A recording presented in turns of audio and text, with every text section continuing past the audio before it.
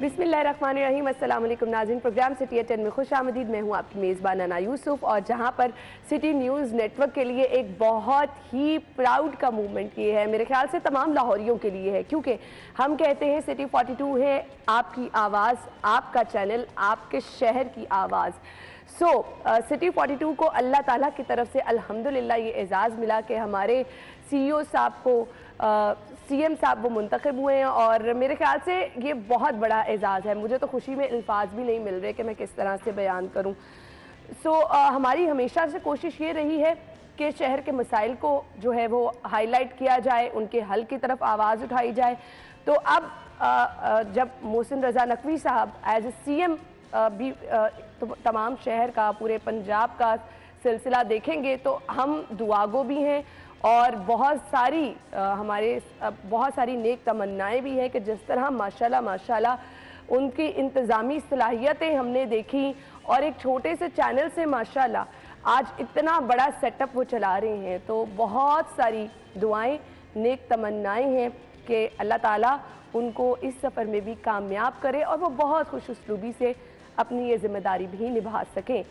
हम चलेंगे, हमारे साथ हमारे सीनियर रिपोर्टर्स मौजूद हैं। शाहिद सिप्रा साहब, अली साई साहब ने ज्वाइन किया है। अस्सलाम वालेकुम। वालेकुम अस्सलाम। क्या हाल चले आप? अल्लाह का शुक्र। बहुत बहुत मुबारक हो आपको, कैसा लग रहा है?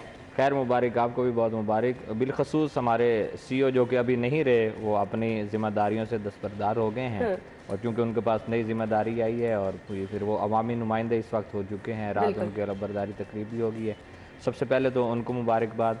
उसके बाद हमारी ऑर्गेनाइजेशन के जो एम्प्लॉयज़ हैं, जो उनके ज़रिए इंतज़ाम काम कर रहे थे, उनको मुबारकबाद। उनकी पूरी फैमिली के जो मेंबर्स हैं उनको मुबारकबाद, और आवाम को भी मुबारकबाद। एक ऐसे मेहनती शख्स को निगरान वज़ीर आला मुंतखब किया गया है, जिस तरह आपने ख़ुद जिक्र किया कि क्योंकि मैं शुरू में आया था, साई साहब कुछ 4 साल के बाद आए थे।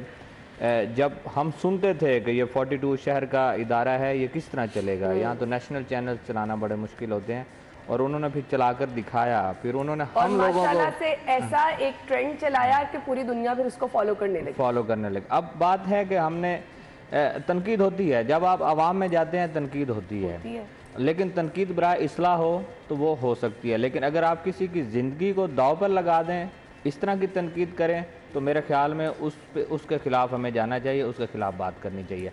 अब बात रही कि निगरान वज़ीर आला जो हैं, इन्होंने काम क्या करना है। उनकी ज़िम्मेदारी है आवाम में जाना, आवाम के मसाइल को सुनना, और बिलखसूस शफाफ इलेक्शन को करवाना। सबसे बड़ी रिस्पॉन्सिबिलिटी ये है। अब इसमें आपकी सियासी जमातें हैं, उनका हक है कि वो तहफ़्फ़ुज़ात का भी इजहार कर सकती हैं, वो आपको तनकीद भी कर सकती हैं। लेकिन फिर मैं कहूँगा कि जो आप सोशल मीडिया का सहारा लेकर अगर किसी की ज़ात पे जाएंगे, तो ये उनके लिए नुकसानदेह होगा। आप आएँ, उनकी पूरी ज़िंदगी पड़ी है, साफ़िन का पूरा करियर पड़ा है। बिल्कुल देखें, वो जब से उन्होंने आके पाकिस्तान में नया चैनल लॉन्च किया, उससे लेकर अब तक उनकी ये 14-15 साल का सफ़र है। आप इस सहाफ़ती सफ़र में उनको देखें, उन्होंने किस तरह वक्त गुजारा, उनकी ऑर्गेनाइजेशंस को देखें किस तरह। 11 साल मुझे इस इदारे से मुंसलिक हो गए हैं। शाहिद सिप्रा साहब, साई साहब, आप लोग तो गवाह हैं। मेरा नहीं ख्याल किसी की कोई ऐसी खुशी जो हमने मिस की हो, किसी का कोई ऐसा गम जो हमने मिस किया हो, इस शहर के दर्द को इस तरह से समझा, इस शहर की खुशियों को इस तरह से सेलिब्रेट किया। तो ये सब चीज़ें मोहसिन साहब की गाइडलाइन थी, उन्हीं की वजह से ऐसे चलती रही। साई साहब, क्या कहना चाहेंगे? बहुत खुशी का मौका है, और रात को हम सारे जो थे मुबारकबाद देने भी पहुँचे। और हमेशा जो मोहसिन नकवी साहब हैं, जो हमारे बॉस हैं, हमने तो कभी मोहसिन नकवी साहब नहीं कहा, बॉस ही कहते हैं हम सारे। तो रात को जब हम गए थे, तो मैं हमेशा यही देखा है कि बॉस ने कभी भी किसी को इग्नोर नहीं किया। बिल्कुल, आपको भी पता है, मुझे भी पता है, मुझे भी तकरीबन 8 साल हो गए हैं।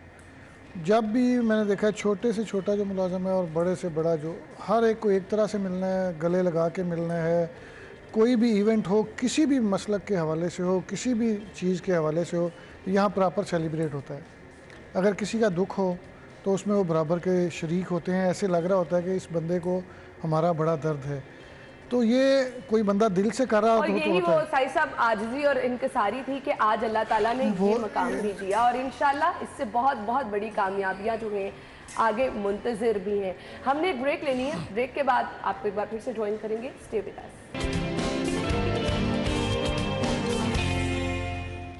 स्टूडियो में आपको एक बार फिर से खुश आमदीद कहेंगे। गुफ्तगू का सिलसिला आगे बढ़ाएंगे। हमारे रिपोर्टर्स तो हमारे साथ मौजूद हैं। हमारे सीनियर तज्जियाकार सलीम बुखारी साहब ने हमें ज्वाइन किया है। उनसे जान लेते हैं कि वो इजहार ख्याल क्या करेंगे। सैयद मोहसिन रजा नकवी साहब, हमारे लिए एक बहुत प्राउड मोमेंट है कि एज ए CM अब हम उनका नाम भी ले रहे हैं। सो बुखारी साहब, अस्सलाम वालेकुम, क्या हाल चाल है आपके? जी मैं ठीक हूँ, आप कैसे हैं सिमन? अल्हम्दुलिल्लाह। बुखारी साहब, बहुत बहुत शुक्रिया आपके वक्त के लिए। बुखारी साहब, क्या कहना चाहेंगे? एज अ बॉस तो हम सब उनकी इंतजामी सलाहियतों के मुतरिफ हैं ही, लेकिन एज ए CM कैसे देखते हैं आप? देखिए, गुजारिश ये है कि मैं उनको कई हवालों से बहुत लोगों से बहुत बेहतर जानता हूँ। वो मेरे बचपन का सारा बचपन मेरे हाथों में गुजरा है। उन्होंने जो अपना कैरियर बनाया है उसका मैं ही शाहिद हूँ। जिस तरह मेहनत उन्होंने की है, वो कहानियां तो अब मेरे ख्याल से हमारे सामईन सुनते रहे हैं कल से अब तक उनके प्रोफाइल के हवाले से। मैं दो तीन चीजें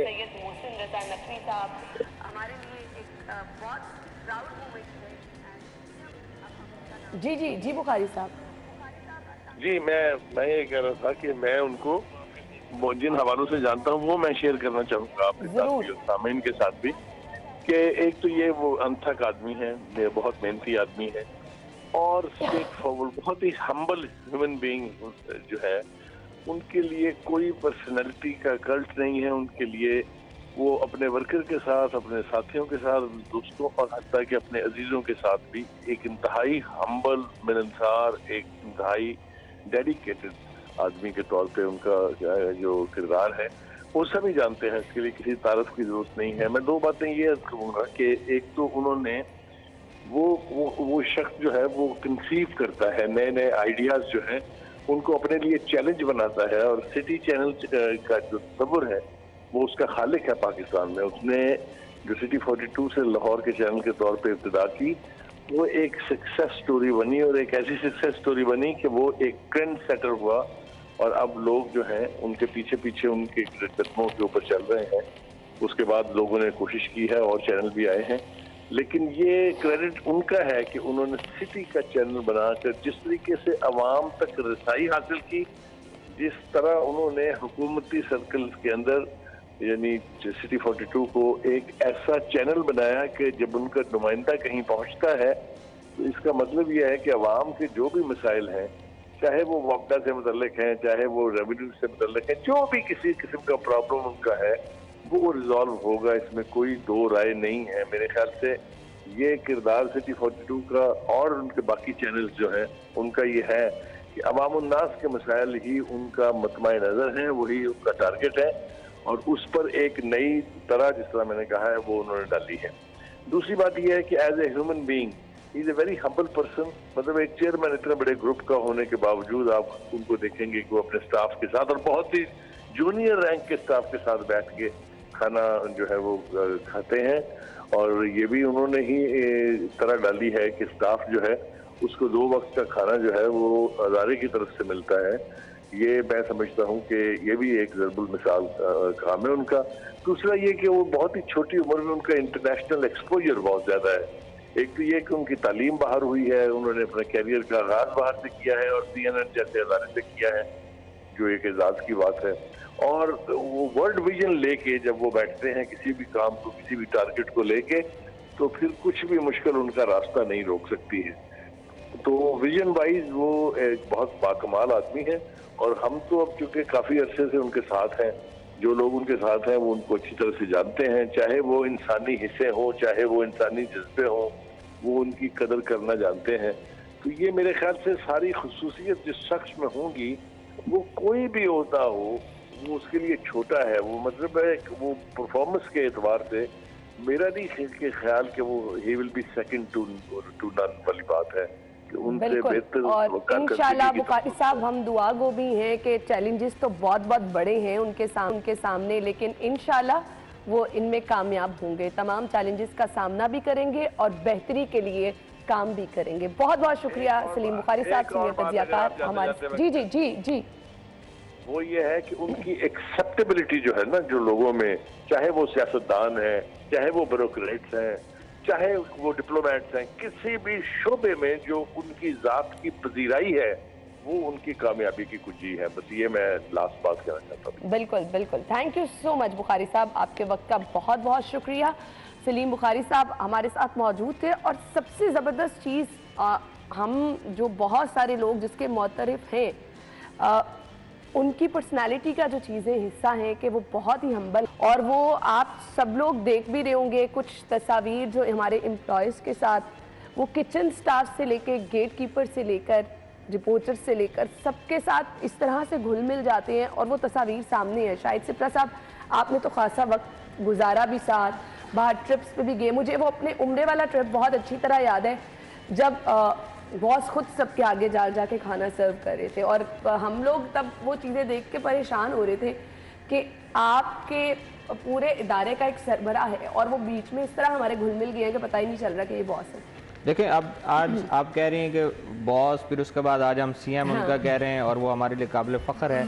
और वो जो आप बात कर रही हैं ना कि एम्प्लॉयज़ के दरमियान या अपने जो उनके साथ काम करने वाले हैं उनके दरमियान जो एक गैप है उसको उन्होंने ख़त्म किया हुआ है कि अगर मुझे कोई मसला है तो मैं उनके ऑफिस में बराह रास्त या मैं उनसे फ़ोन पे बात करना चाह रहा हूँ तो मुझे कोई दिक्कत नहीं है, मैं उनसे आसानी से बात कर सकता हूँ। ये डाउन टू अर्थ जो लोग होते हैं ये उनमें सलाहियतें मौजूद होती हैं। ये गरूर घमंड तो आपको नज़र आ ही रहे हैं सियासी जमातों में, वो उनमें नज़र नहीं आता।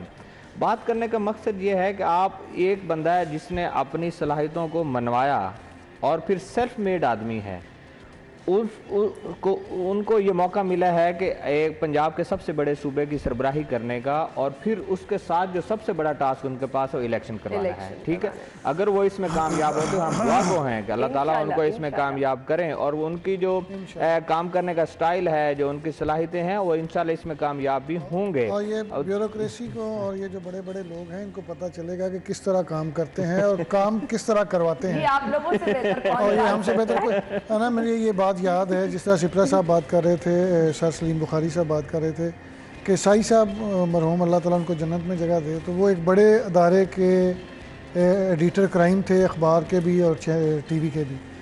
तो वो जब बॉस ने जब ये चैनल स्टार्ट करना था तो साई साहब एक दिन रात को आए, घर आए तो कहते हैं मैंने वो अदारा छोड़ दिया है, तो मैंने एक सिटी का चैनल शुरू करने लगे हैं मोहसिन नकवी साहब, तो उनके साथ जा रहा हूँ। तो मैं और मेरे जो उनकी मिसेज वो कहते हैं ये आप कैसी बात कर रहे हैं कि इतने बड़े अदारे में आप काम कर रहे हैं और एक चैनल जिसका वजूद ही नहीं, और एक कह रहे हैं कि एक छोटे शहर का यानी लाहौर का चैनल होगा, पहले तो ऐसा कोई कॉन्सेप्ट ही नहीं। नहीं कोई बात नहीं, वो लेके आए हैं। मैं फिर पहले दिन जब साई साहब को छोड़ने गया तो बिल्कुल ग्रे स्ट्रक्चर था, अभी वो ईंटें शीटें लग रही थी जेल रोड वाले दफ्तर पे। फिर मैंने वो दफ्तर बनते देखा, फिर चैनल लॉन्च होते देखा, फिर पहले साल जिस तरह इन सारी टीम ने मेहनत की, और आपको पता है कोई भी ऑर्गेनाइजेशन जब स्टार्ट हो रही होती है तो मुश्किलात होती हैं। पहले 2 साल तो आपको पता है लोग कहते थे, उसको देखते ही बड़ा थे, तनकीद का भी निशाना बनाते थे कि हर छोटी छोटी खबर चला रहे हैं। इवन मैं भी कह रहा होता था साई साहब को कि आप 2 लाख की वारदात कवर करने गए हैं आप इतनी, वो कहते हैं कोई बात नहीं। तो ये सारा बॉस का एक आइडिया था, जिस तरह हम सबको उन्होंने यूटिलाइज़ किया, चीज़ों को एक्सप्लोर किया, और ये चैनल फिर अब हर दफ्तर की जीनत है। किसी भी अफसर के कमरे में चले जाएं ये चैनल लगा होता है। आप यकीन मानिए, किसी भी इदारे में चले जाएं, मैं जहाँ कहीं पे भी गई हूँ, आप उर्दू बाज़ार चले जाएं, आप नीला गुंबद मार्केट चले जाएं, आप शहर की जितनी बड़ी आजम क्लॉथ मार्केट चले जाएं, कोई ऐसी जगह नहीं जहाँ पर आपको सिटी 42 नज़र नहीं आता। और इसकी रीज़न ये है कि हम लोग इन्हीं के मसाइल हाईलाइट करते हैं, इन्हीं की चीज़ें जो है वो जो ये सामने लेकर आना चाह रहे होते हैं वो बताते हैं। तो फिर लोगों के दिलों के करीब तो ये हमारा चैनल है ही, और जो हम कहते हैं कि जी हम लाहौर की आवाज़ है वो भी है। अच्छा जी, यहाँ पे मेरे सामने जी स्टेटमेंट है आसिफ अली जरदारी साहब की, वो कह रहे हैं जी मोहसिन नकवी हुस्न किरदार से मुखालिफिन का मुंह बंद कर देंगे। अब मुखालिफिन को तो टाइम मिला है, वो तो अपना टाइम यूज़ करेंगे, लेकिन इंशाल्लाह जब काम करके दिखाया जाएगा तो फिर मुँह वाकई बंद हो जाएंगे। नहीं, मुँह इनके फिर भी नहीं बंद होने। जरदारी साहब ठीक कह रहे हैं, लेकिन मुंह उनके बंद होंगे जो उनके काम को रिकग्नाइज करेंगे। लेकिन ये नहीं मानेंगे। ये क्यों नहीं मानेंगे? सिर्फ एक ही वजह है कि सियासत भी तो करनी है, सियासत करनी है ना। अगर वो खामोशी अख्तियार कर लेंगे तो उनके पीछे जो उनके फॉलोअर्स हैं, और वो तो बड़े जज्बाती किस्म के फॉलोअर, उनको जो मर्जी कह दें कि वो बनाने को तैयार हैं, किसी शख्स को जो बनाना है आप सोशल मीडिया पे बना दें। ग्राउंड रियलिटी खुद आप जो मर्जी कर रहे हैं, आपके जो करैक्टर है, इखलाकी गिरावट का शिकार जितने लोग हैं, आपका करैक्टर जो है वो किस तरह एक्सपोज हुआ है, उस तरह वो अपनी चीजें आप बिल्कुल दबा के रखते हैं। किसी को कोई नेक आदमी है, देखना मोनस इलाही ने जो ट्वीट की थी और उसके बाद उसका जो रिएक्शन और सारी बातें हुई, इसका क्या मतलब है कि वो अगर अच्छे अल्फाज में तनकीद करते तो आज हम भी कह रहे होते कि उन्होंने तनकीद की। उन्होंने जो अल्फाज इस्तेमाल किए, मुझे बताया वो कौन सा साफी है जिसके तमाम सियासी जमातों के साथ या इदारों के साथ ताल्लुकात नहीं है। अब अगर मेरे पास कुछ बीट्स हैं या मेरे पास कुछ इदारे हैं या मेरा कोई ताल्लुकात हैं, तो अगर वो पीटीआई में है, नून लीग में है, पीपल्स पार्टी में है, अगर मेरे मरासिम हैं तो इसका क्या मतलब है कि मैं किसी पार्टी के साथ हूँ? ऐसा तो सहाफ़ी का काम क्या है? सहाफ़ी का काम है हर बंदे को मिलना। आप उस बुनियाद पे अच्छा, फिर उसके बाद देखें कि जिस बुनियाद पे उनको तनकीद का निशाना बनाएगा, फिर इमरान खान साहब क्यों आए थे? उनके साथ भी तस्वीर एक दफा थोड़ी आए थे, कई दफा आए थे। और फिर 2011 में शायद मीनार पाकिस्तान में जलसा हुआ था, मुझे याद है। सारा दिन मैंने इस बंदे के लिए कवरेज की थी, पाकिस्तान तरीके इंसाफ के लिए। मुझे बहुत अच्छी तरह याद है, रात 1 बजे 2 बजे लालक जान चौक में हमारी टीम मौजूद होती है। ये ऐसे मुझे समझ नहीं आती, इनको ये बातें याद नहीं। हम तो इतना तनकीद का निशाना बनाते हैं नॉन लीग गवर्नमेंट को कि मैं खुद बड़ा हैरान हूँ कि ये किस तरह इमरान खान साहब इस तरह की बातें करते हैं। हम तो एक एक चीज़, एक एक ढक्कन चोरी होता था, गायब होता था तो उसको रिपोर्ट कर रहे होते थे। अजीब सी सोच है इनकी। इनका यही मसला है कि जो बंदा इनके साथ है वो ठीक है, जो बंदा कोई इनके साथ नहीं है वो बिल्कुल ख़राब है। और अगर बात की जाए शफाफ इलेक्शंस के हवाले से, मैनेजमेंट के हवाले से और तमाम चीज़ों को ठीक करने के हवाले से, अल्लाह ताला ने ये ओहदा दिया मोहसिन नकवी साहब को और इंशाल्लाह ताला आपको करके दिखाएंगे। और आपको चोई साहब, आपकी तो मेरा ख्याल है आँख नहीं खुलती और आपके बेटे की नज़रें होती हैं हर वक्त ट्रांसफ़र पोस्टिंग के पैसों पे, दीगर मामलात के किस तरह चीज़ों को लेके गुजरात जाना है, किस तरह अपने बंदों को नवाजना है। आपको पता चलेगा कि कोई बंदा पंजाब में काम कर रहा है। बिल्कुल आपने सही कहा। अच्छा जी, और इसके साथ साथ मेरे ख्याल से हमारे टीम मेंबरान को भी पता चलेगा कि वाकई अब कोई काम कर रहा है, क्योंकि आप लोगों की दौड़ें अब अलहदा से लगने वाली हैं। आप चैनल की हद तक जिस तरह से वो, मुझे पता है कि परेशानी बड़ी होती है, ये काम करना है, इस टाइम पे ये काम करना है। तो अब रिस्पॉन्सिबिलिटीज मेरे ख्याल से आप लोगों की हम तो देखे ना, जिनको 14-15 साल हो गए, आप तो ऑटो सिस्टम पे लग चुके हैं कि आप उठना है और दोपहर में क्या करना है और सफर में क्या करना और शाम में क्या करना है, और ऑटो पे सिस्टम लग गया हुआ है। इसमें तो आप मेरे ख्याल में अब किसी और की बारी है। ये बाबू जो बैठे हैं हीटर लगा के अपने कमरों में, अब उनकी बारी है। नहीं, वाइंड अप पे जो मिलती है ना रिपोर्ट, वो भी उस पे कमेंट्स जो आते हैं वो बड़े खौफनाक होते हैं। अब एक दफा लग पता जाएगा कि जो वाकई इंतजामी तौर पर लोग बैठे हैं जिनके हाथ में कमांड है, वो दौड़े कैसे। लेकिन हम तो ये चाहते हैं कि इंतजामिया अच्छे तरीके से काम करे इंशाल्लाह जी, और वो इनके साथ चले और इनको चलाना भी आता है। बिल्कुल सही बात है, दोनों तरफ से ताबून होगा। उसका बराह रास्त फायदा किसको होगा? आवाम को, हम लोगों को होगा। बिल्कुल, तो इसलिए हमें ये दुआ करनी चाहिए कि ये दोनों जो हैं साइडें, ये दोनों मिलकर चलें और इस तरह के कोई अपने काम करें, इस तरह के इकदाम उठाए जाएं कि इस वक्त जो लोग महंगाई का मामला है, दीगर आटे का इतना बड़ा संगीन मसला है, आपके दीगर इश्यूज हैं, बहुत सारे इश्यूज हैं। इलेक्शन तो अपनी जगह पे रह गया ना, जब भी होगा 90 डेज में होता है या नहीं होता है, लोगों के सिर्फ बुनियादी मसाइल उनको देखना हमने और उनको तो मेरे ख्याल में अल्लाह ताला उनको हिम्मत देगा इंशाल्लाह और वो बेहतर तरीके से करेंगे और फिर वो अपने काम से इन लोगों के जो जितने ट्वीट्स हैं, जितने सोशल मीडिया पे ट्रेंड्स बने, इनका सबका जवाब वो अपने काम अपने किरदार से इनके इल्जामात का जवाब। वो जो जरदारी साहब ने बात की है वो उस सेंस में की है कि इनको वो बताएंगे कि ये बंदा किस तरह काम करता है और ये किस तरह करके दिखाएंगे। बाकी रही कि हम तो ऑटो सिस्टम पे लगे हुए हैं, हमने तो करना है, बल्कि हमें तो लोग कह रहे थे कि आप वजारतें ले लें, तो मैं उनसे कह रहा था, मैंने कहा मेरे पास तो फेडरल गवर्नमेंट है, मैं तो ले नहीं सकता। साई साहब भी सुबह कह रहे थे, तो मैंने कहा बतौर सीईओ वो अपने ओहदे से दस्तबरदार हो गए, मैं उनके मतहत अब नहीं रहा। पंजाब के वो सीएम है, मेरे पास फेडरल गवर्नमेंट आईनी तौर पे मैं उनके मतहत नहीं रहा। तो साई साहब ने मुझे याद कहा कि औकाफ आपके पास है, पंजाब का इदारा तो आप हैं मतहत। सारी बातों की एक ही बात है कि उनको काम लेना आता है, वो काम करना जानते हैं और वो पूरी उस पर ये नहीं होता कि वो काम दे के भूल जाते हैं, वो पूरी उस पर मॉनिटरिंग कर रहे होते हैं, उसको फोकस कर रहे होते हैं और साथ खुद काम कर रहे होते हैं। ये हमने देखा है और आपने भी देखा होगा, शायद आप ही वो बुलेटिन कर रही होंगी जब वो छुट्टियों का इशू था बच्चों की का, तो कैप्टन उस्मान साहब यहाँ पे बिल्कुल डीसी ऐसे ही थे, है। तो रात को 1 बजे बुला के सारे अनाउंसमेंट कर पूछा जा रहा था जी कि क्या क्या हो रहा है, फलां प्राइवेट स्कूल जो है वो नहीं कर रहा, तो सबको फ़ोन करके वो इस तरह यानी चल आप रहे थे। सब लोग काम करने के लिए कम से कम पंजाब में तैयार हो जाएं और अपना बोरिया बिस्तरा जो आराम कर रहे थे वो लोग जो है ना वो अब संभाल लें। ब्रेक के बाद हम आपको ज्वाइन करते हैं, हमारे साथ रहिए।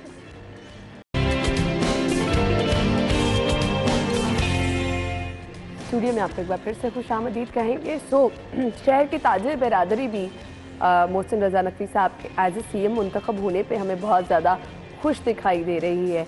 हमारे साथ सदर अंजुमन ताजरान मुस्ताहिद मकसूद भट्ट साहब हैं जिन्होंने हमें ज्वाइन किया है। उनसे जान लेते हैं किन ख्यालात का इजहार करेंगे। जी मुजाहिद मकसूद भट्ट साहब, क्या कहना चाहेंगे?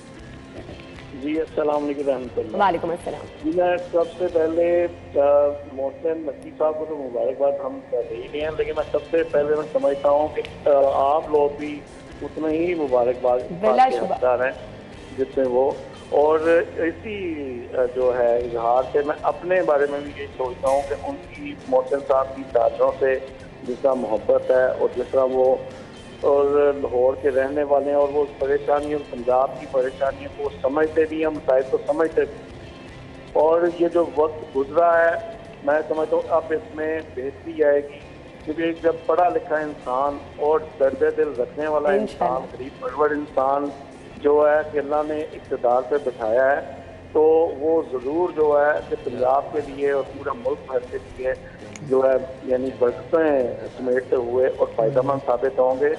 और ताजर कादरी में एक इत्मीनान भी है, एक खुशी की लहर भी है कि कम अज़ कम अब जो है पंजाब के मसाइल बेहतर तरीके से जो है समझे जाएंगे। मैं समझता हूँ ये तो इन्हें निगरान के तौर पर किया है, अगर ये इकदाम अगर पहले लिया जाता कि ऐसे पढ़े लिखे इंसान को जो है मौका दिया जाता और जो अपने हमसे बेहतर आप लोग बता सकते हैं कि वो आप सबके साथ किस तरह जो है कि भाई हर किसी के गम में, मैं कभी अगर किसी खुदा न कैमरामैन या रिपोर्टर की जो है इंतकाल पे गया हूँ, मैंने इनको वहाँ मौजूद पाया है। और ये सबसे बड़ी बात है कि अल्लाह ने जिसे इस मुकाम पे पहुँचाया हो उसके बावजूद और अपनों के दुख में बराबर का शरीक हो। तो इसलिए हमारी कोशिश भी है कि वो जल्द ताजरों को बुला के उनके मसाइल भी सुनेंगे और उनके हल के लिए बेहतर जो हम उन्हें प्रपोजल्स भी देंगे। और क्योंकि हर चीज़ का हल मौजूद है, सिर्फ ये जो नीचे अदारे जो करप्शन बढ़ाते हैं, जो अदारों को बदनामी का बायस बनाते हैं, कि भाई उससे कंट्रोल की निशानदेही करने की ज़रूरत है और हम बिल्कुल इसकी निशानदेही भी करेंगे।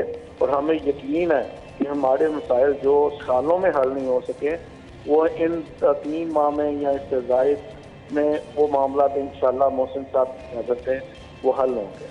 और मैं बहुत शुक्रिया आपको और तमाम ताजर बरादरी को और मोहसिन नकवी साहब को मुबारकबाद पेश करता हूँ। खैर मुबारक। और मैं अपने लिए भी ये समझता हूँ कि ये हमारे लिए भी जो है बिलाशुबा ये ताजिर बिरादरी के लिए भी इंशाल्लाह बहुत खुश आइंद होने वाला है, क्योंकि हम लोग गहरी नज़र रखते हैं आपके तमाम मसाइल पर। शाहिद सिप्रा साहब, मेरे ख्याल से जिस तरह सब लोग कह रहे हैं ताजिर बिरादरी को अपनी उम्मीदें लग गई हैं, जितने मसाइल शहर में हैं, जितने लोग शहर के ओहदेदारान हैं, सब लोग अपनी अपनी उम्मीदें लगा के बैठ गए कि अब तो मसले इंशाल्लाह हल हो जाएंगे। देखें, सबसे इम्पोर्टेंट ये होता है कि आपका अवामी नुमाइंदा है, उस तक आपकी रसाई है कि नहीं है। एग्जैक्टली आप उनसे मुलाकात कर सकते हैं नहीं, आप अपना दुख या दास्तान उनको सुना सकते हैं तो नहीं। तो ये जो हमारे मौजूदा निगरान वज़ीर आला हैं, जो आपके एक्स बॉस भी हो चुके हैं, तो उनके ये ज़ात में उनको अल्लाह ताला एक्स बॉस कहने का आप कह रहे हैं और हमारे सामने लिखा भी है, देखो वो जिम्मेदारियों से दस्तबरदार हुए हैं ना, वो उन्होंने अपने सीओशिप छोड़ दी है, तो मैं उस हवाले से कह रहे हैं। चले आप बॉस ही कह। अच्छा, उनको अल्लाह ताला ने ये सिफ़त दी है, उन तक अगर कोई अप्रोच करना चाहता है, उनसे मुलाकात करना चाहता है, उनको अपनी बात सुनाना चाहता है, फिर सिर्फ सुनकर उसके बाद उसका हल निकालना। और उसके तो ताजिर बरादरी को क्या होता है कि उनकी कोई बात सुने और उनके जो तहफ़्फ़ुज़ात हैं, उनके जो तहफ़्फ़ुज़ात हैं, उनके जो मसाइल हैं उनको सुना जाए और फिर उनको एड्रेस किया जाए, उनका खात्मा किया जाए, या किसी हद तक जितना मुमकिन हो सके उनको खात्मा किया जाए। तो ताजर बरादरी आपकी देखें इकॉनमी में रीढ़ की हड्डी की हैसियत से मानी जाती है, इसमें कोई शक नहीं। शहर में बड़ी बड़ी मार्केट्स हैं जिनके एसोसिएशन हैं, ट्रेडर्स हैं, तो मेरे ख्याल में ये मुलाकातें होंगी और उसके बाद ट्रेडर्स के जो मसाइल हैं वो भी हल होंगे। इसलिए ताजर बरादरी खुशी का इजहार कर रही है। पहले स्क्रीन पर उनके मसाइल हल हुआ करते थे कि उनकी आवाज़ स्क्रीन के ज़रिए पहुंचाई जाती थी, अब वो स्क्रीन के ज़रिए तो पहुंचेगी, ज़रूर पहुंचेगी, लेकिन अगर बराह रास्त जो स्क्रीन पर पहुंचाने के लिए जो शख्स था, आप बराह रास्त उनसे जब मुखातिब हो सकेंगे तो मेरे ख्याल में ये ज़्यादा अच्छे तरीके से उनकी जो चीज़ें हैं वो हल हो जाएंगी। तो मेरे ख्याल में ताजर बरादरी के लिए खुशी का ये समा है, इसमें कोई शक नहीं, अवाम के लिए भी है। मैं कहता हूँ साहिब साहब से जरा उनकी बीट का जान लूं कि क्या सूरत हाल है, क्योंकि हमारे यहाँ लॉ एंड ऑर्डर के हालात भी बिगड़े हैं, तो ये भी एक चैलेंज है। सो आप साहिब साहब बताइएगा, आपके पुलिस अफसरान खुश दिखाई दे रहे हैं इस फैसले से? है ना, ये अब देखने वाली बात है कि अगले आने वाले दौड़े लगने वाली हैं एक दो दिनों में, तो मेरा ख्याल है वो ट्रांसफर पोस्टिंग भी होने वाली है, इसमें बहुत सारी चेंजिंग होनी है। लेकिन ये है जो भी आएगा उसको काम करना पड़ेगा और उसको काम इस तरह करना पड़ेगा तो सिर्फ वो ज़ुबानी जमा खर्च नहीं चलेगा, आपको फील्ड में काम करके देना पड़ेगा। चूँकि मुझे याद है जब हमारी शाम को मीटिंग होती है तो हम बड़ी बड़ी खबरें लेके बैठे होते थे, तो बॉस कहते थे इसमें क्या खबरियत है, बताओ ना भाई। वो चीज़ बतानी पड़ेगी, भाई आपने क्या किया है। जब आप बताएंगे ना मैंने 6 इश्तिहारी पकड़े हैं, तो ये बताना पड़ेगा कि कौन कौन से पकड़े हैं। वो आपने ये ना हो कि एक बंदा पकड़ा उस पर 10 डकैतियाँ चोरियाँ डाल दी और वो बना दिया। आपको फील्ड में काम करना पड़ेगा, आपको आवाम के लिए सर्व करना पड़ेगा। चूँकि एक बंदा जो ख़ुद गैर सियासी हो के आवाम की खिदमत करता है, 24 घंटे उनका दर्द रखता है, हो सकता है आवाम को ना पता हो, लेकिन इसके बावजूद हमारे बॉस जो हैं, जो थे एक्स बॉस थे और मौजूदा सीएम है, वो हर चीज़ पे नज़र रखते थे। छोटे छोटे इशू को आपने देखा है, मौजूदा कोई अगर 15-20 दिन पहले की बात की जाए तो कई ऐसी चीज़ें सामने आती थी, फोग स्मोक का इशू था, तो वो खुद इसमें कहते थे कि इसको हाईलाइट करें ताकि गवर्नमेंट को पता चले ये आवाम का मसला है, इसको हल किया जाए। तो आने वाले दिनों में मेरा ख्याल है ब्यूरोक्रेसी के लिए, पुलिस अफसरान के लिए, दीगर अदारों के तमाम जो सरबराहान हैं उनको काम करना पड़ेगा, जो काम नहीं होगा उनके लिए, क्योंकि अब काम करना पड़ेगा। सो शाहिद सिप्रा साहब तो हमारे साथ मौजूद रहेंगे, क्योंकि मुल्क समेत शहर में जो बिजली का बड़ा ब्रेकडाउन हुआ है हमने उस पर बात करनी है अभी। तो शाहिद साहब आपके वक्त का बहुत बहुत शुक्रिया। नाज़रीन हमने लेनी है एक ब्रेक, आप जानिए हेडलाइंस, फिर वापस आते हैं। एक बार फिर से आपको प्रोग्राम में खुश आमदीद कहेंगे। गुफ्तगू का सिलसिला हमने आगे बढ़ाना है और अब हमें ज्वाइन कर चुके हैं शाहिद सिप्रा साहब, तो हमारे साथ मौजूद ही हैं। आमिर रज़ा खान साहब हमें ज्वाइन कर चुके हैं, उनको शो में वेलकम कहेंगे। अस्सलाम वालेकुम आमिर। वालेकुम अस्सलाम। फिर कितने खुश हैं आप? खुश है, पूरा सूबा खुश है। हाँ। सिर्फ आमिर रज़ा के खुश होने से कुछ नहीं होगा। जो डाकू राज था, जिस तरह से लूट खसूट हो रही थी, जिस तरह से गिद्ध जो थे, चाहे वो बूढ़ा गिद्ध था चाहे वो जवान गिद्ध था, वो जिस तरह से लूट रहे थे तो पूरा सूबा तंग था। जिस तरह से इन्होंने रोटी के एक एक नवाले के लिए लोगों को तरसाया, लोग हाथ उठा उठा के दुआएं दे रहे थे या बद्दुआएं दे रहे थे कि इनसे जान छूटे तो कोई ऐसा बंदा है। तो मैं समझता हूँ कि दुआएं कबूल हो गई। हाँ, दुआएं कबूल हो गई। मैं क्योंकि आपको पता है जनूबी पंजाब भी देखता हूँ, बिल्कुल, तो वहाँ से भी लोगों का जो रिएक्शन है वो इतना ज़बरदस्त है और इतने खुश हैं। कोई ताजर है, कोई डॉक्टर है, कोई इंजीनियर है, कोई सियासतदान है, कोई हर मकतबा फ़िक्र के लोग जो हैं वो इस तकरीरी से खुश हैं। और खुश क्यों ना हो, क्योंकि मोहसिन नकवी जिनका नाम है, वो मेरा ख़्याल है कि उन्होंने जिस तरह से ख़ुद को और अपने इदारे को बिल्ड किया और जिस तरह से उन्होंने अपना आज तक उन पर कोई तनाज़ा खड़ा नहीं हुआ, कोई उन्होंने कभी कोई ऐसी बात नहीं की। होता है आप अदारों में चले जाएं, हम मुख्तलिफ़ अदारों में जाते भी हैं, लोगों से मिलते भी हैं, तो वो अपने मालकान के मुतल्लिक़ हमेशा शाकी रहते हैं। आज गेट पर खड़े न्याजी साहब से लेकर आप बाकी जितने लोग हैं उनको उनसे बात करें तो उनके चेहरे पे वो खुशी जो है वो आती है, क्योंकि वो तलक जो है उन्होंने ऐसा बनाया कि उसको ऐसा तलक हमने कभी देखा नहीं है। मैं तो 27 साल हो गए इस जर्नलिज्म के अंदर, तो 15 साल मैंने यहाँ पर गुजार दिए, तो सिर्फ इसलिए गुजार दिए कि एक ऐसा तलक वो बंदा डेवलप करता है। और मेरा ख्याल है अब पंजाब के लोगों के साथ भी उसका एक ऐसा तलक बन जाएगा इंशाल्लाह कि उसके बगैर रहना लोगों के लिए मुश्किल है। भाई मैं यहाँ पे ये ज़रूर कहना चाहूँगी, शाहिद सिप्रा साहब आप लाहौर से नहीं हैं, लेकिन मेरा नहीं ख्याल कोई लाहौर में आपको ऐसा बंदा होगा जो जानता नहीं होगा। मुझे याद पड़ता है 11 साल पहले जब मैं इस इदारे का हिस्सा बनी, कोई भी नहीं जानता था। आज मैं जहाँ कहीं पे भी जाती हूँ सब लोग मुझे कहते हैं कि आपको सिटी 42 पे देखा है, आप सिटी 42 पे आती हैं। पूरे शहर में आप किसी मार्केट में चले जाएं, आप किसी हॉस्पिटल चले जाएं, आप जहाँ कहीं पे भी चले जाएं, तो इस इदारे ने कितने लोगों को पहचान दी। बिल्कुल ऐसे ही है ये। जब शुरू के दिनों में, आज मैंने अपने ब्लॉग में भी ये बात लिखी थी, साई साहब और सिपरा साहब ने भी उसका जिक्र किया कि जब ये अदारा बना था तो लोग इसका मजाक उड़ाया करते थे। अच्छा, वो चक 42 की बात कर रहा था, तो हमें लगता था कि शायद लोग टॉन्ट करते हैं, और हम प्रेस क्लब भी जाते तो साफ़ी इसी चक 42 के नाम को मोहसिन नकवी ने अपनी पावर बना लिया। अगर आपको बेशक याद है सोना चांदी प्रोग्राम, बिल्कुल, तो उसकी ये आदत जो है कि वो किसी की तनकीद को भी अपनी पावर बनाने में कामयाब हो जाता है। तो ये मैं समझता हूँ कि ये बहुत बड़ी बात है, और ये तहम्मुल, ये करैक्टर जो है, ये अफसोस के साथ कहना पड़ता है हमारे सियासतदानों में भी नहीं है। मोहसिन नकवी कोई सियासतदान तो नहीं है, एंटरप्रेन्योर हैं। उन्होंने एक चैनल का आगाज़ किया, जर्नलिज्म पढ़ी, जर्नलिज्म को से अपना आगाज़ किया CNN से। उसके बाद उन्होंने अपना सिटी न्यूज़ नेटवर्क बनाया, जिसके एब्रीवेशन भी CNN ही बनता है। और उसके बाद उन्होंने देखे 042 कोड, 021 कराची का कोड, उससे चैनल बना लिया, 041 फैसलाबाद का कोड, उससे चैनल बना लिया। तो मैं समझता हूँ कि वो इनोवेटिव भी हैं, मेहनती भी हैं, और क्योंकि हम तो अब 15 साल हो गए तो इतने करीब रहते हैं, इतना करीब तो मियाँ बीवी रहे तो उनके चेहरे शक्लें मिलनी शुरू हो जाती हैं। हाँ, कई दफ़ा आपको लगता नहीं है कि मियाँ बीवी एक शक्ल के हो गए। तो इतनी इनके साथ उनसियत, फिर उसके उनकी मैं समझता हूँ कि जो आप यकीन माने, मैं रात को एक शादी के फंक्शन पे थी और मुझे नहीं पता कहाँ से लोग आके मुझे मुबारकबाद दे रहे हैं, और इस तरह था जैसे वाकई आपके लिए कुछ बड़ा स्पेशल हो गया है और आपको लोग दूर दूर से आकर मुबारकबाद शादी के फंक्शन इनका पे पूरा नाम सैयद मोहसिन रजा नकवी है। तो मुझे याद है जेल रोड के साथ थाना था, थाने में मस्जिद थी। तो मैं नमाज से जब फरागत के बाद निकलने लगा तो वहाँ के इमाम ने मुझे रोक लिया। तो कहता है आमिर साहब एक बात बताऊँ। मैं क्या?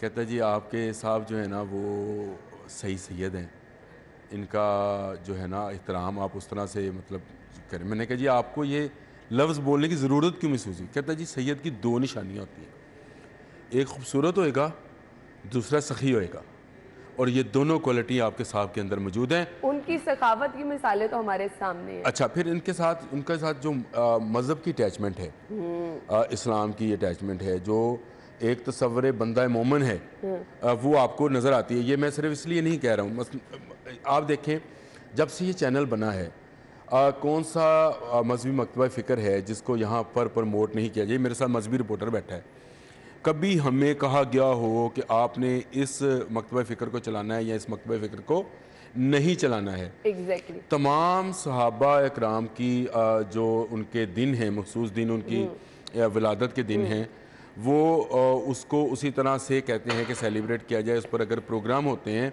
तो उसको ज़रूर नशर किया जाए, जहाँ लाइव करना है लाइव करें। उन्होंने कुरान पाक की तिलावत का आगाज़ किया तो अब ट्रेंड जो आ गया बाकियों में आया।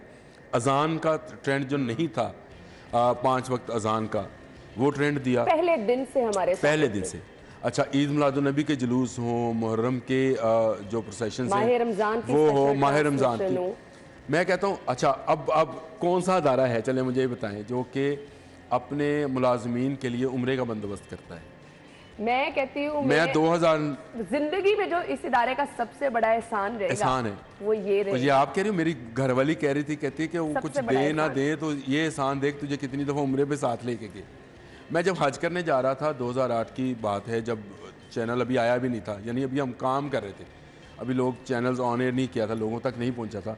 तो मैं हज पे जाना था, तो मैंने बॉस से क्योंकि इजाज़त लेनी होती है, तो अब मैं बॉस के घर चला गया इजाज़त के लिए ना। तो बॉस बैठ के आंखों में आंसू आए, कहते हैं मैं रोज़ा रसूल के अंदर जा चुका हूँ और मुझे बड़ी खुशी है तो वहाँ जा रहा है, और मैं तुम्हें बयान नहीं कर सकता कि क्या कैफियत होती हैं।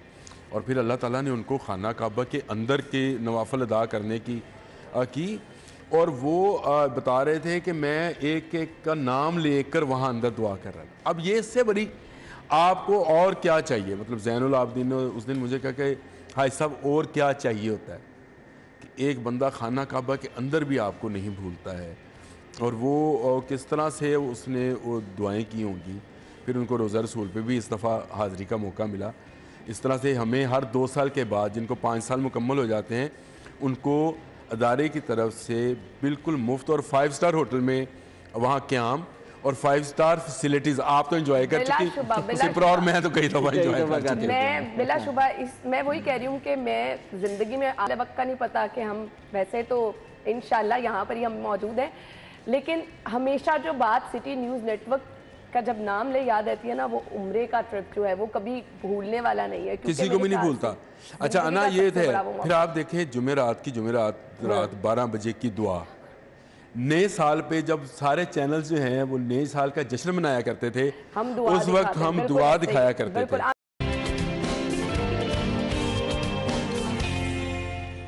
ब्रेक के बाद आपको एक बार फिर से खुश आमदीद कहेंगे। पूरे चैनल्स पे आप मोहसिन रज़ा नकवी साहब की प्रोफाइल सुन रहे होंगे कि किस तरह से उनकी अनथक मेहनत, लेकिन सब चैनल्स पे सब लोग तमाम सोशल मीडिया पे एक स्टोरी का तस्करा कर रहे हैं कि उनकी एक स्टोरी जो बहुत हिट हुई, जिस पर उन्होंने बहुत ज़बरदस्त काम किया।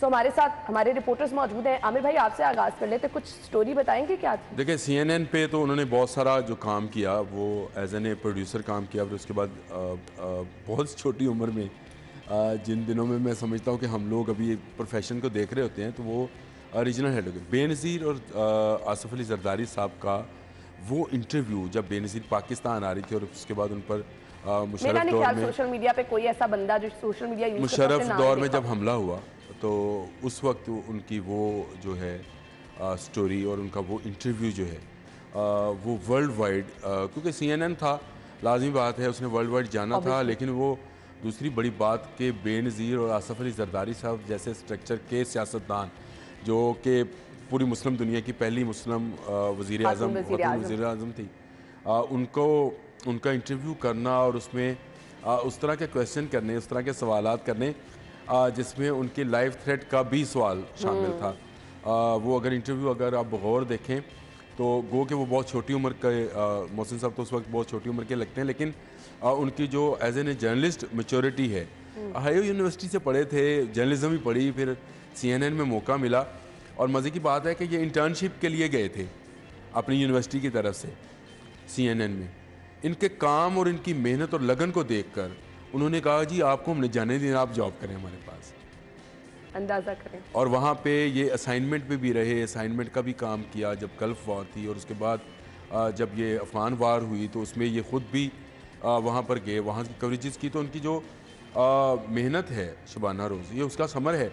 आज जो हम उनका अदारा देखते हैं, जो उनकी ये मैं समझता मीडिया इंडस्ट्री एम्पायर है इस वक्त, उनको टाइकून कहा जा रहा है, तो लोग शायद उसको तंजन लेते हो, लेकिन मुझे बड़ी खुशी होती है बिल्कुल कि हमने उस वो दौर भी देखा जब बहुत सख्त हालात थे और उसमें चले गए।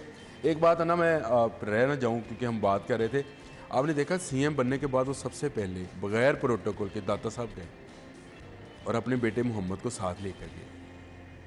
और ये तरबियत हमने उनकी ये देखी है कि हमें भी जिस तरह से उन्होंने अब रमज़ान में लगा दिया है, आपके दफ्तर का डायरेक्टर न्यूज़ होए या आपके दफ्तर का कोई एहलकार हेल्पर होए, सब लोग एक जैसा काम कर रहे होते हैं वहाँ, सब एक जैसा कर रहे होते हैं। और खुद मोहसिन साहब और खुद CEO भी वहाँ पे CEO नहीं होता, सर्व कर रहे होते, ऐसे ही CEO नहीं होता। अच्छा, जब हम उम्रे पे जाते हैं, हम लोग बैठ के खाना खिलाते, सर्व कौन करता है? मैंने पहले ही जिक्र किया, मैं तो परेशान हो गई थी वो रूप देख के भी कि हम सब बैठे हुए हैं और खाना सर्व खुद मोहसिन साहब कर रहे हैं। तो वो ये जो उनकी मजहबी रग़बत है या मजहबी लगाव है, ये अनबिलीवेबल है। और जो लोग शायद उनके मज़हब के हवाले से जब बात करेंगे तो वो या तो वो झूठ बोलेंगे या मुबालगा राय से काम लेंगे, लेकिन हमें पता है, हम गो के यहाँ पे मुलाज़म हैं तो मुलाज़म बहुत ज़्यादा करीब होते हैं, जानते भी हैं मालिक के रवैये को भी, उसकी अच्छे बुरे हालात को भी, मुश्किल हालात को भी हम जानते हैं। लेकिन आमिर भाई, हमारे सामने मिसाल है, जब हम यहाँ ऑफिस में शिफ्ट हुए तो कुछ ही डिपार्टमेंट्स, बल्कि 1-2 डिपार्टमेंट्स बने थे, लेकिन सबसे पहले यहाँ पे बुनियाद रखी गई मस्जिद की सबसे पहले। और आज भी पाँच वक्त नमाज होती है, जुमे का वहाँ यहाँ पे अरेंज किया जाता है। तो वो जो इकबाल ने कहा था, कहारी और जबारी और कदूसी और जबरूत, ये 4 अनासिर हो तो बनता है मुसलमान।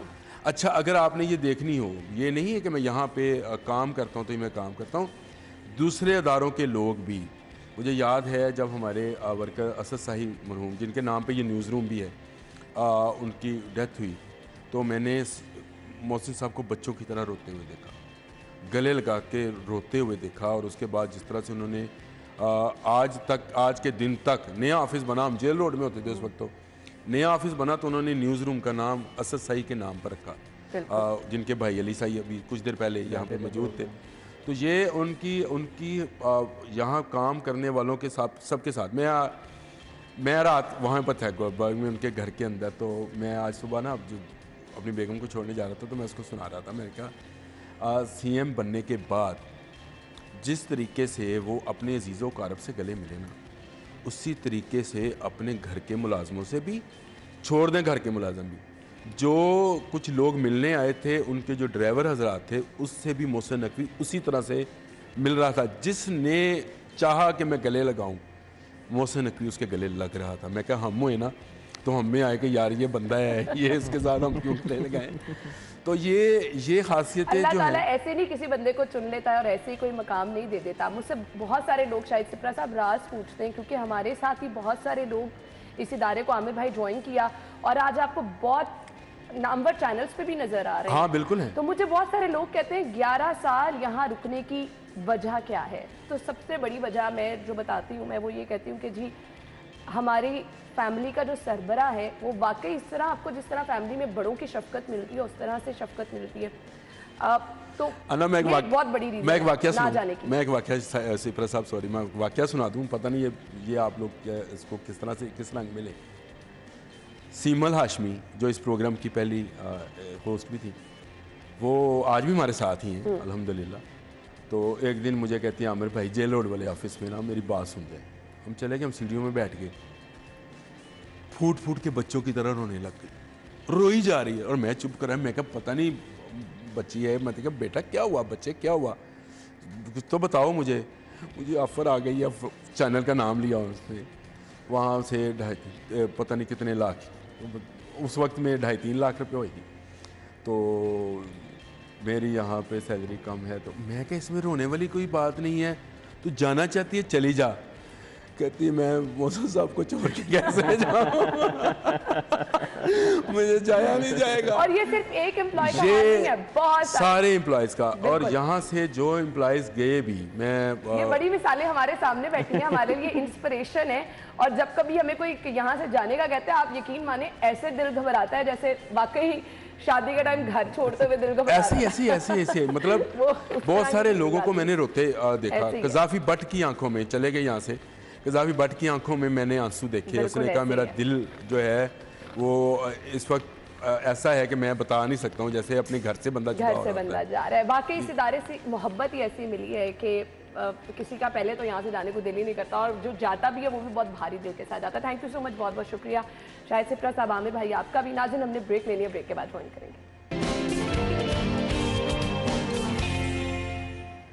सो once again wish you a very happy birthday. जिनकी कल बर्थडे है वो ज़रूर हमें पिक्चर्स भेजें, उनकी बर्थडे को भी इसी तरह से स्पेशल बनाया जाएगा और उनको विश किया जाएगा।